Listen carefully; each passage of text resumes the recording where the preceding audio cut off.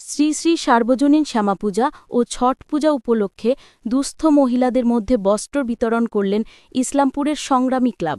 রবিবার ইসলামপুরের হাইস্কুল সংলগ্ন জাতীয় সড়কে পাশে এই অনুষ্ঠানটি অনুষ্ঠিত হয়। এই বস্ত্র বিতরণ অনুষ্ঠানে উপস্থিত ছিলেন ইসলামপুর পৌরসভার চেয়ারম্যান কানহাইয়ালাল আগরওয়াল, সমাজসেবী সত্যেন বোস সহ অন্যান্যরা। সংগ্রামী ক্লাব প্রতি রবিবার দুস্থ সাধারণ মানুষের সাহায্যার্থে তারা সানডে কিচেন নামক একটি অনুষ্ঠান করে থাকেন। এই অনুষ্ঠানে সাধারণ টোটো চালক, পথচলতি সাধারণ মানুষ প্রত্যেককে তারা দুপুরে খাবার খাইয়ে থাকেন। তাদের মেনুতে কোনোদিন থাকে ফ্রাইড রাইস পনির, আবার কোনোদিন মাছ ভাত, আবার কোনোদিন খিচুড়ি তরকারিও থাকে। সানডে কিচেন ছাড়াও আজকে সংগ্রামী ক্লাবের পক্ষ থেকে শ্রী শ্রী সার্বজনীন শ্যামা পূজা ও ছট পূজা উপলক্ষে দুস্থ ও সাধারণ মানুষের হাতে তুলে দেওয়া হল বস্ত্র। সংগ্রামী ক্লাব বরাবরই মানবিকতার পরিচয় তুলে ধরেছেন ইসলামপুর। অনেক পুরানো ক্লাবের সংগ্রামী, আজ থেকে না দীর্ঘ ৩০-৪০ বছরের একটা ইতিহাস আছে। গত কয়েক বছর ধরেই ওনারা এই বস্ত্র বিতরণ করছে, আবার একটা কিচেনও করছে প্রত্যেক রোববার, বিনা পয়সায় এখানে খাওয়াচ্ছে। তো এটা খুবই ভালো কাজ। এই কাজের জন্য ইসলামপুর পৌরসভার পক্ষ থেকে সংগ্রামের প্রত্যেকটি সদস্যকে অনেক অনেক অভিনন্দন জানাচ্ছি। এখানে আমার পাশে বীরেনও আছে, ও একসময় সংগ্রামীতে ছিল। সন্তোষ ঘোষ আছে, ও ছিল একসময় সংগ্রামীতে। আজকের দিনে এত ভালো কাজ খুব কম ক্লাবই করে। এই রক্তদান শিবির, অনেক এনজিওজ আছে। আমি বারবার বলি যে যদি এনজিওজরা, এত রেজিস্টার্ড এনজিওজ আছে, নন গভর্নমেন্ট অর্গানাইজেশনস, ওরা যদি 3 বছরে একটা করে যদি ব্লাড ডোনেশন ক্যাম্প করে, তাহলে কিন্তু রক্তের অভাব হবে না, হসপিটালে হতে পারে না। কিন্তু করছে না। সংগ্রামী এখনো এই গরিব মানুষের মধ্যে বস্ত্র বিতরণ করছে। প্রত্যেক রোববার একটা কিচেনের এখানে ব্যবস্থা করেছে, তার জন্য সত্যি অভিনন্দনযোগ্য। আর আমি পৌরসভার পক্ষ থেকে সবসময় বলি যে ওনাদের যে কোনো সহযোগিতা দরকার হলে আমি নিশ্চয়ই পাশে দাঁড়াবো। আমরা সবসময় চেষ্টা করবো যে মানুষ যেন সামাজিক কাজে যেন অংশগ্রহণ করে। এক অপরে সবাই তো একই ফরচুন নিয়ে জন্মায় না, লেস ফরচুনেট ব্রেডদের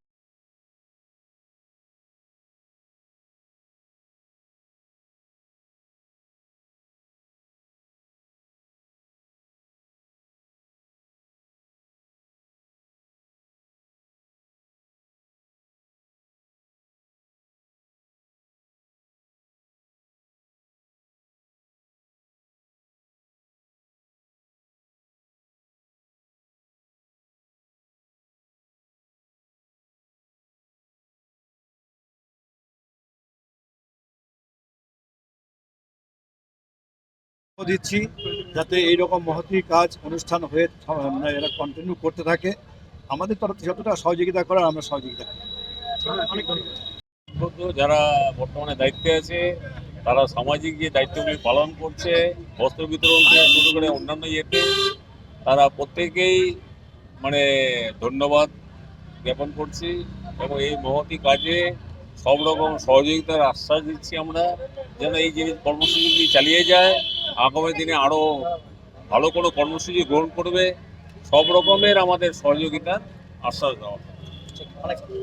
আপনাদের যে একটা ঐতিহ্য ছিল সামাজিক কাজ করা, শ্যামা পূজা করা বা বিভিন্ন সাংস্কৃতিক অনুষ্ঠান করা, সেটাকে নতুন জেনারেশন কন্টিনিউ করছে, কতটা উদ্বুদ্ধ, কতটা ভালো লাগছে? আমি ওদের সব রকম ভাবে সহযোগিতা করছি এবং ওদের সাথে যোগাযোগ রাখছি। ওদেরকে বলছি সমাজের জন্য যেগুলো কর্মসূচি ওরা নিচ্ছে, যাতে সার্বিকভাবে সবার সাথে মাধ্যমে সহযোগিতার মাধ্যমে ইসলামপুরে যে রোববার করে খাওয়া দাওয়াটা শুরু করেছে, এটা যাতে বন্ধ না হয়, কন্টিনিউ থাকে। এবং শীতের সময় যাতে একটা শীতের বস্ত্র দেওয়া যায়, তার জন্য আমাদেরও যদি কিছু ডোনেট লাগে, সহযোগিতা লাগে, আমরা সক্রিয় হয়ে সহযোগিতা করবো এবং আমরা ক্লাবের পুরানো সদস্য হিসাবে ওদের পাশে আছি এবং ওদের যা যা সহযোগিতা গাইডলাইন দরকার আমাদের কাছে চাইলে আমরা দিব। সত্যেন বোস, বীরেন দাসরা চাইলে পরে কমিউনিটি কিচেন ইসলামপুরে দুস্থদের জন্য চালাতে পারে। আগামীতে কি উপদেশ দিবেন ইয়াং জেনারেশনকে? চাইবো ওরা কন্টিনিউ করুক, আমাদের কাছে যা সহযোগিতা চাইবে আমরা দিব। আপনারা ধরেছেন সংগ্রামীর হালটা, কয়েক বছর ধরে বস্ত্র বিতরণ করছেন এবং আগামীতে কম্বল বিতরণের নির্দেশনা দিলেন সত্যেন বোস থেকে শুরু করে সবাই, চেয়ারম্যান সাহেব।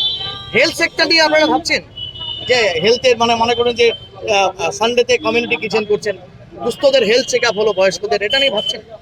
हम लोग कोशिश कर रहे हैं कि जिस तरह से स्टार्ट किए हम लोग इस संग्रामी क्लब के माध्यम से जो काम कर रहे हैं हम लोग कोशिश कर रहे हैं कि उस सेक्टर में घुसने का, लेकिन उसमें घुसने के लिए हमको जो रास्ता चाहिए वो रास्ता अभी तक हमको नहीं मिला है। अच्छा, डॉक्टर का सहयोग, डॉक्टर दवाई का वगैरह चाहिए। जो चाहिए हमको, तो ये इस क्षेत्र में अगर हमको घुसना है तो इसके लिए हम लोग को कुछ मीटिंग करना पड़ेगा, अपने क्लब मेंबर लोग के लेके मीटिंग करना है, बात करना पड़ेगा, और किस तरह से हम लोग इस चीज़ को चलाएंगे उस चीज़ का एक परिकल्पना करेंगे। हम लोग ये भी सोचे हुए हैं हम लोग कि हम पिछले कुछ दिन से बात कर रहे हैं कि हम लोग हेल्थ सेंटर या हॉस्पिटल में कुछ हम लोग के क्लब के माध्यम से कुछ कर सके।